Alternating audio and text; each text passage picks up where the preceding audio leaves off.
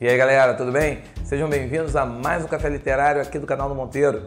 Hoje estamos recebendo o professor Daniel Massa, que vem conversar conosco sobre redação no Enem. Vem com a gente!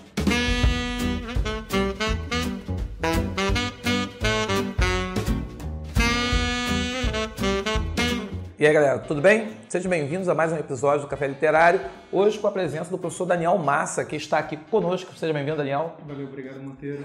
Que vem conversar conosco sobre um tema que eu acho que no mês de outubro é a grande celeuma no Brasil, redação no Enem.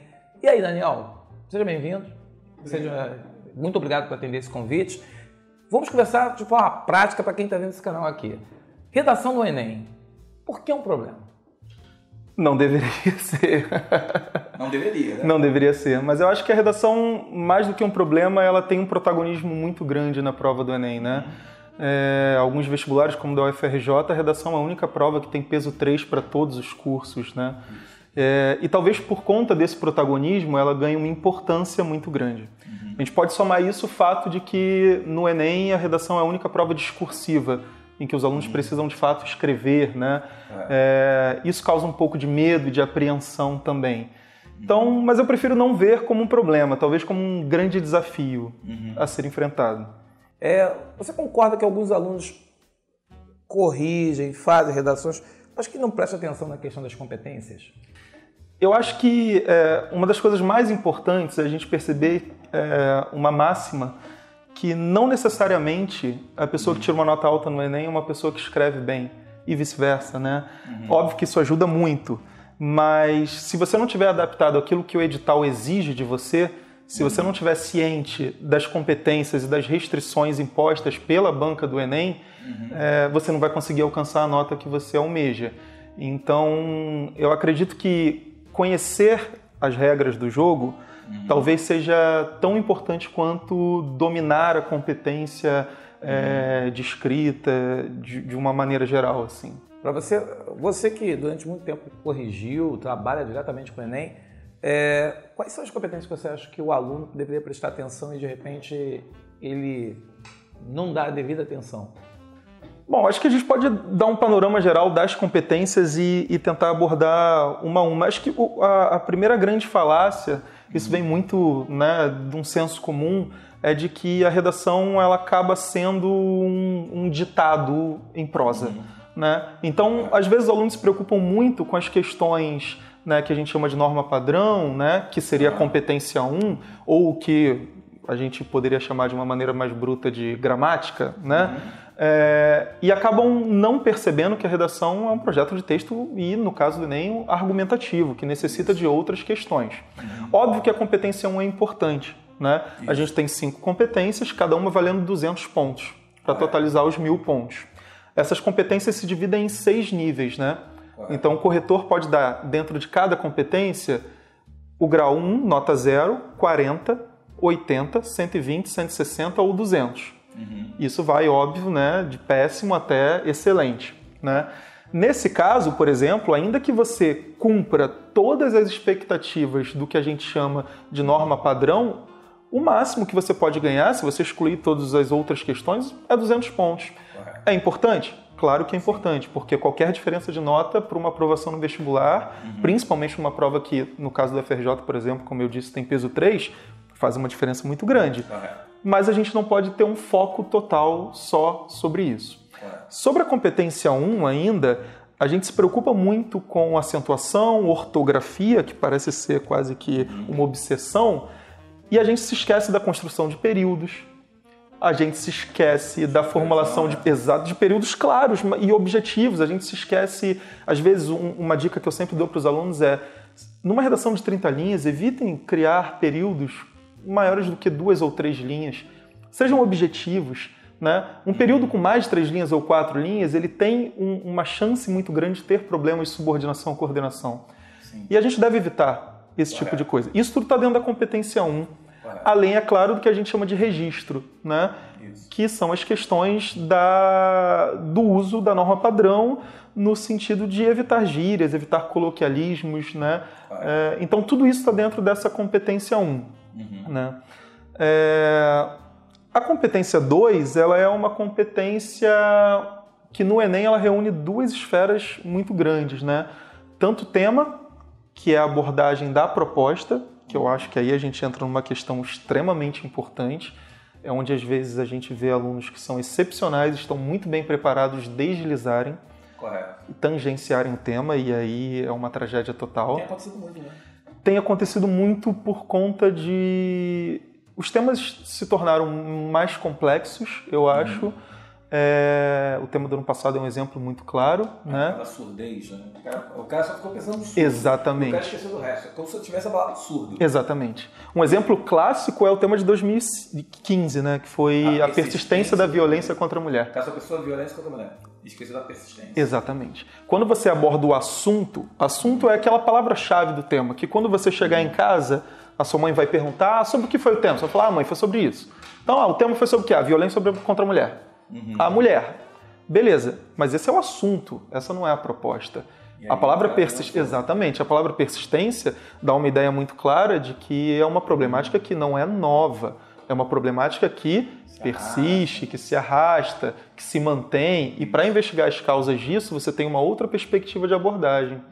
E tangenciar o tema faz com que a sua redação ela seja punida em várias competências.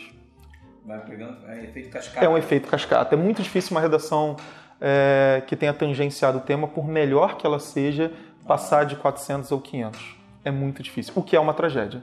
Sim. E hoje, com as notas elevadíssimas, né, fica muito difícil, até as faculdades, hoje a concorrência é muito ampla. Eu acho que o contexto histórico-social que a gente está vivendo está levando muitos alunos que até já fazem faculdade voltarem para o Enem tentando entrar numa universidade pública. Sim. Então isso amplia a concorrência e deixa o trabalho um pouco mais difícil, vamos dizer assim. Difícil, né? Principalmente para a gente que está em grandes centros urbanos, como o Enem é uma prova universal, né?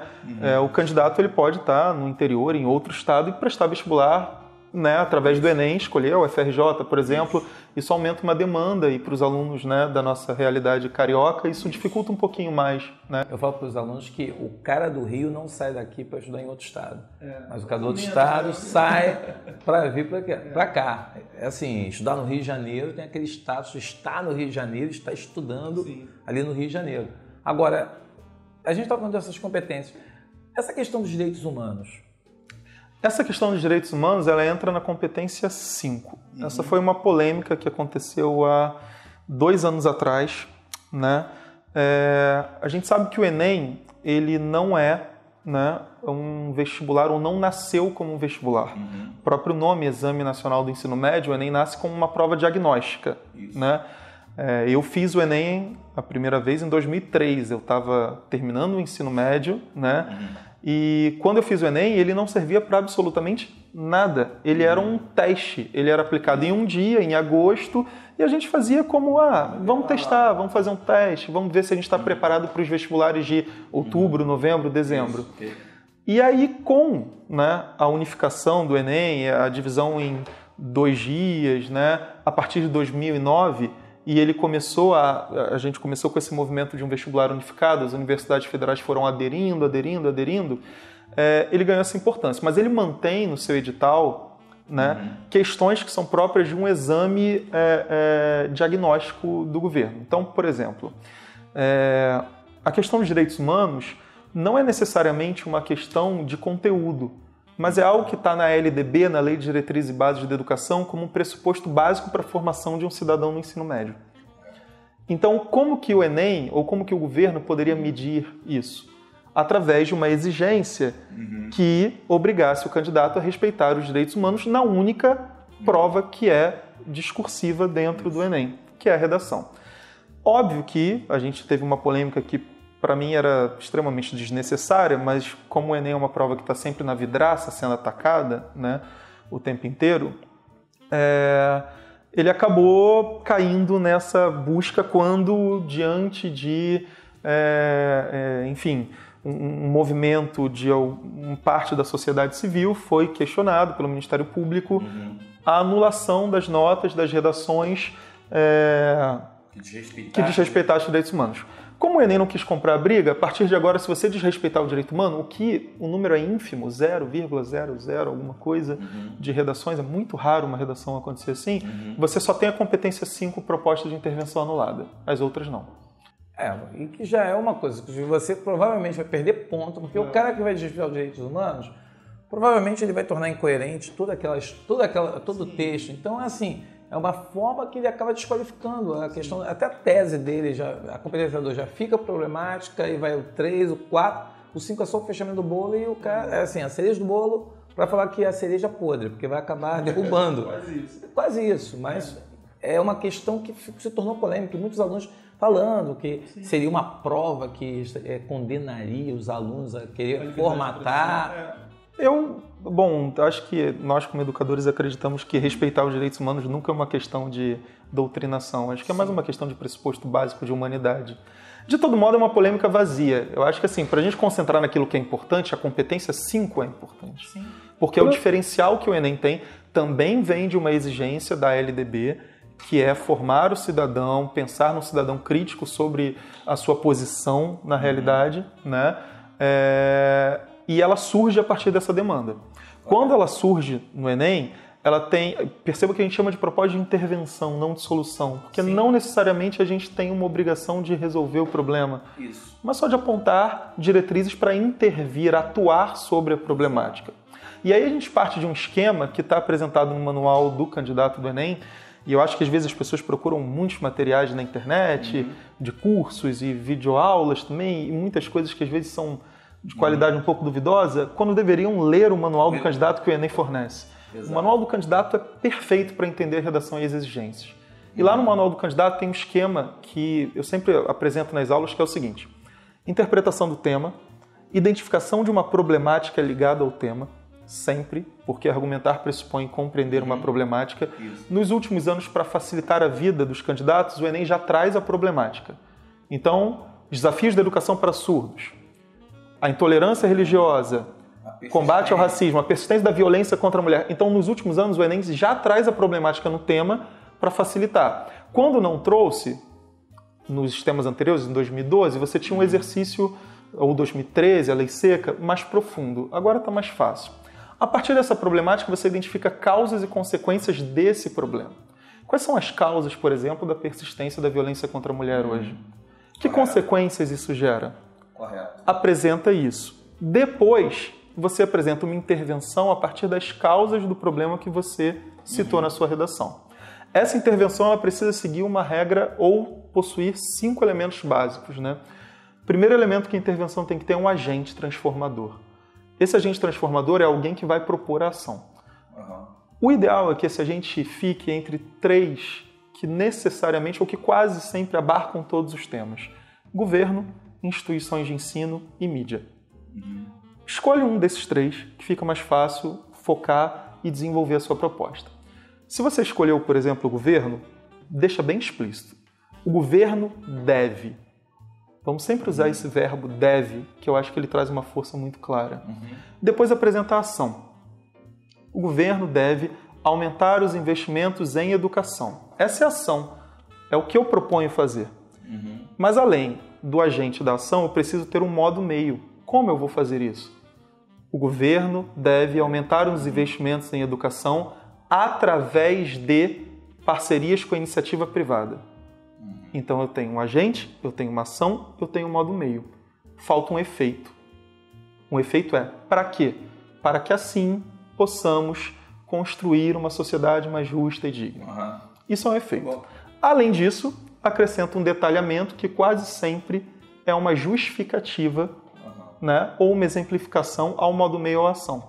O governo deve aumentar os investimentos em educação através de parcerias com a iniciativa privada, já que esse setor não, ou já que essas parcerias não vão onerar os já combalidos cofres públicos. Então você justifica a ação ou o modo meio. E você pega os 5 elementos e consegue 200 na competência 5. Pegou e assim, ó, anotou? Anotou aí? Isso é fundamental. Moçada, assim, eu não poderia terminar esse bate-papo, né, sem assim. O que você acha que seria tema de redação e que o aluno deveria ler e deveria prestar atenção? Ou você acha assim, eu posso fazer uma leitura que seja genérica, mas que vai justamente servir de embasamento, já que o tema é problemática social. Vai ser um problema social brasileiro. Então, se é um problema social brasileiro, existe uma leitura que o aluno possa fazer, que já possa direcionar? O movimento do ano passado de especificar muito, né, educação para surdos, não era educação exatamente, faz com que o Enem evite essas decorebas, né? Citar Kant, segundo Kant, o homem é aquilo que... Não façam esse tipo de coisa, evitem, tá? Porque a redação fica extremamente clichê. Embora seja muito importante que vocês tragam um repertório sociocultural, sim, mas não esses que estão, né, já batidos, tá bom? Se vocês souberem o número de redações que a gente pega para corrigir com essa mesma citação de Kant... E Bauman. Mas Kant e Einstein. É mais fácil desintegrar o átomo do que... Tem uma citação do Einstein também que é batata. A clássica. Evitem essas duas, tá? Olha o conselho. De todo modo, eu acho que assim, apostar num tema é sempre uma coisa muito vaga, né? Mas uma coisa que eu acho que é interessante ler, independente do tema da redação, e que faz muito tempo que isso não cai no Enem, isso caiu a última vez em 2004, era a questão dos meios de comunicação. Em 2004 caiu com a questão de garantir a liberdade de expressão e evitar os abusos nos meios de comunicação. Mas eu acho que a gente está passando por um debate em ano de eleição muito grande sobre fake news. Pós-verdade, fake news, essas questões. E isso entrou na reforma do ensino médio como algo obrigatório do currículo de linguagens. Então, não me surpreenderia se a gente tivesse, não só na redação, mas na prova de linguagens, questões sobre fake news, sobre efeito bolha. Esses dois termos são termos que estão na reforma do ensino médio, na BNCC. Efeito bolha e fake news. Então, acredito que sejam questões importantes para se estudar nesse momento. Aí, e você pode aproveitar e assistir o Café Literário, que foi com o professor Ivan Pimentel, sobre fake news, em que a gente dá um panorama sobre isso. Então, você não tem desculpa, tá bom? Daniel, passou rapidíssimo, cara. Passou.